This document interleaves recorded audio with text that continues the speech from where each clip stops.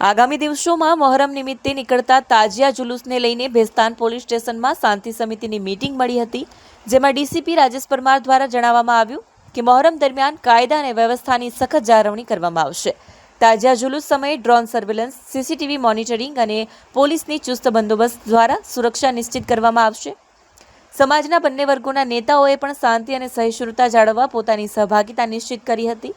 બેઠકમાં ઉપસ્થિત સમાજજનોએ મહોરમના તહેવારને કોમી એકતા અને ભાઈચારાના પ્રતીક તરીકે ઉજવવાની અપીલ કરી.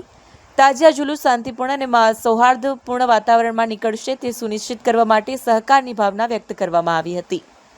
પોલીસ દ્વારા જણાવ્યું હતું કે સંવેદનશીલ વિસ્તારોમાં વધારાની ટીમો તૈનાત કરવામાં આવશે. કોઈપણ પ્રકારની અફવા તથા તણાવપૂર્ણ પરિસ્થિતિ ઊભી થાય તે રોકવા માટે સોશિયલ મીડિયા પર પણ નજર રાખવામાં આવશે. આ મહોરમના તહેવારને લોક શાંતિ અને સુમેળભર્યા વાતાવરણમાં ઉજવવા પોલીસ, પ્રશાસન અને સમાજના નેતાઓ દ્વારા સંયુક્ત પ્રયાસો કરવામાં આવી રહ્યા છે. આજરોજ ઝોન 6ના ભેસ્તાન પોલીસ સ્ટેશનમાં જે 5 અને 6 તારીખના જે તાજિયાના પ્રોસેસન નીકળવાના છે તેના સંદર્ભમાં શાંતિ સમિતિની મિટિંગ કરવામાં આવી, જેમાં હિન્દુ મુસ્લિમ આગેવાનો મોટી સંખ્યામાં આશરે 100 થી 125 જેટલા હાજર રહ્યા હતા. તાજિયા કમિટીના દરેક તાજિયાના આગેવાનોને પણ હાજર રાખ્યા હતા. ખૂબ શાંતિપૂર્ણ માહોલમાં મિટિંગ થઈ તથા સમયસર તાજિયા નીકળે તે બાબતની પણ ચર્ચા કરવામાં આવી.